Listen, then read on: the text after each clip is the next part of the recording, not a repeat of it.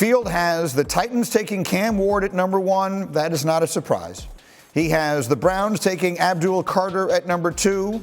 Also not a surprise. So the big question, the question everyone has, is where will he go with 3? And I am delighted to tell you the pick is in.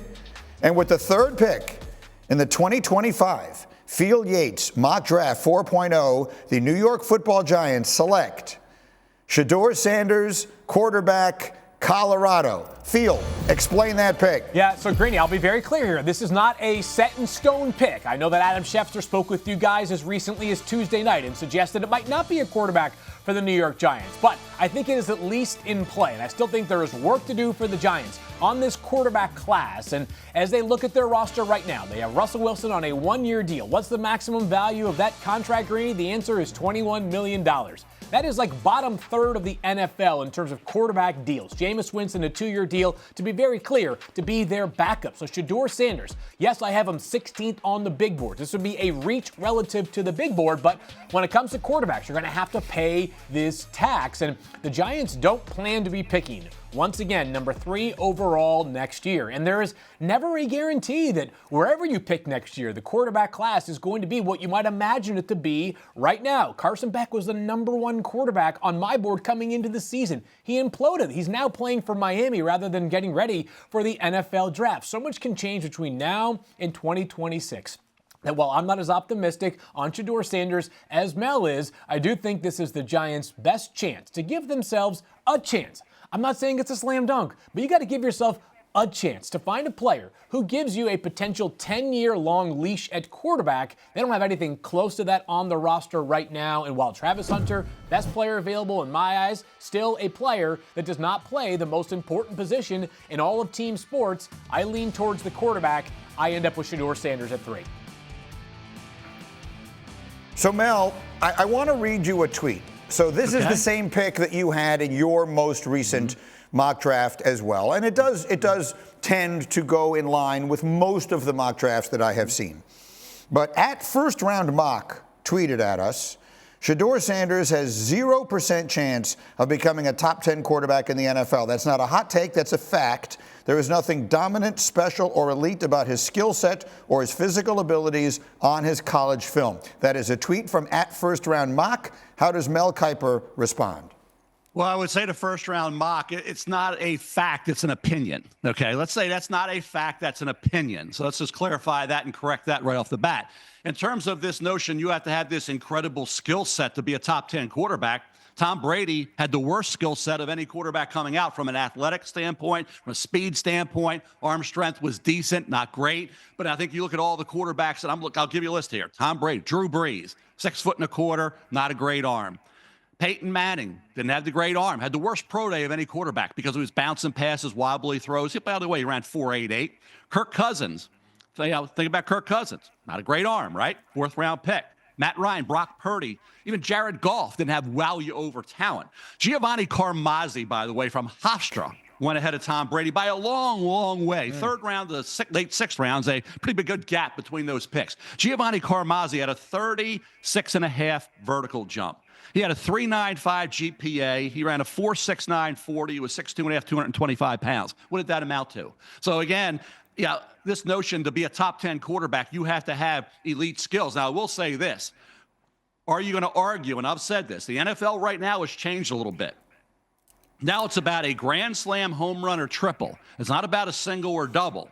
So if you're going to go in, like First Round Mock said, and said, hey, Shedeur Sanders doesn't have the wow factor, okay, and he's going to be a single or double, but he's not going to be the grand slam home run or triple, then you would go away from him. Right. I've contended all morning, guys, that what happened if Shedeur Sanders slid? Okay, say it gets past even New Orleans at 9, gets in the middle of the first round, around 20. Pittsburgh, as Adam Schefter suggested yesterday, doesn't even take him at 21, right? What would preclude the Giants from going back in and getting Shedeur? Could you imagine the Giants getting Travis Hunter and Shedeur Sanders in this draft? It's happened before where we've had teams do that. Pass on a quarterback early, then go get one a little bit later in the first round, early second round. So in terms of Shedeur Sanders, he's the most, you talk about the most fascinating prospect, not just because he's Deion's son, because there's opinions all over the place. And even as of today, we don't know if he's going third or he's going 26th. So, again, that's going to make it really fun to see what team. And remember last year, the Giants, they wanted Drake May, Brian Daboll did. Yeah. They didn't want J.J. McCarthy. Right. They could have had him. They wanted Drake May. Is Shedeur Sanders Drake May-like? No, he's not. Could they be looking more at Jackson Dart or Tyler Shuck, somebody like that? But some way, somehow, and I said this yesterday, Greeny, and Field knows I've said it time and time, the Giants are getting a quarterback.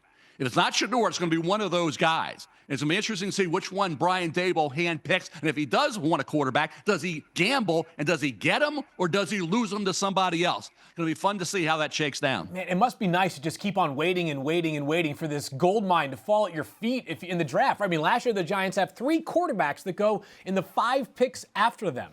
All 3 of those guys are positioned to start this year, and in the case of Bo Nix, we already know what it looks like. It looks outstanding in Denver for Bo Nix, right? Like, now this year, they're going to bypass on a quarterback again. Like, okay, so what happens in 2026? Arch Manning, are you going to be bad enough where if Arch declares you get to pick him, that's going to mean that you have a terrible season upcoming. And I got to say this, like, again, Mel has been a much stronger advocate for Shedeur Sanders than I am. But the idea that he can't become a top 10 quarterback is patently ridiculous. What do we know about the NFL? We know that the NFL can't figure out quarterbacks. If they did, or if they could, we wouldn't have these debates every single year because teams would draft a quarterback and have that guy for a decade. Hey, Jamarcus Russell seemed to have every trait available you could ever want in a quarterback. How'd that one work out right there? So don't tell me that Shedeur's skill set on paper to you doesn't eventually profile to becoming a high-level quarterback. Brock Purdy was the last pick in the draft.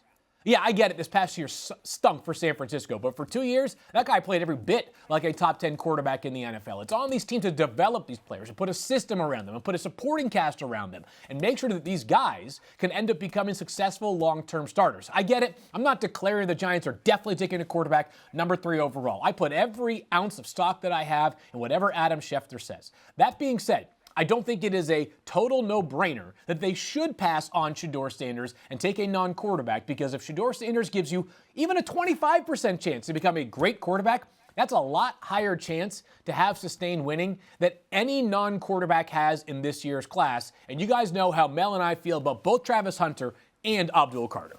Yeah, let me also say this, Greeny, one thing.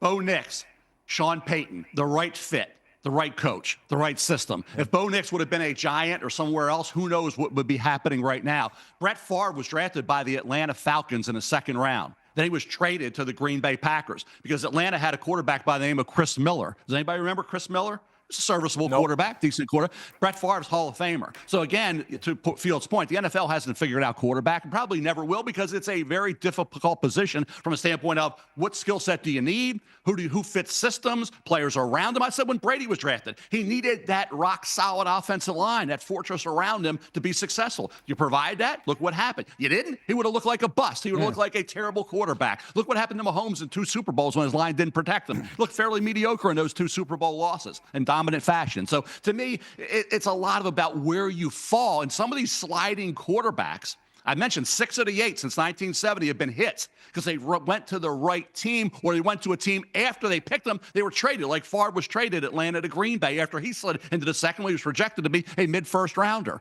So again, Shedeur, not just Shedeur, but Jackson Dart, Tyler Shuck, and the other quarterbacks like Milroe, Jalen Milroe, Alabama, Will Howard, the other quarterback, that's fine. One leaves Ohio State to go to Syracuse, Kyle McCord. One leaves Kansas State to go Ohio State, Will Howard. We got all kinds. Dylan Gabriel is in this mix as well. There's Riley Leonard, Curtis Rourke. There's a ton of quarterbacks. I go 11, 12 deep at quarterback of guys that are going to get drafted this year. Maybe one falls as an undrafted free agent. But I'll tell you what, how about the Steelers? Are you kidding me? I said yesterday on the show, I said, doesn't it sound like Wilson, Winston, and DeVito, a law firm?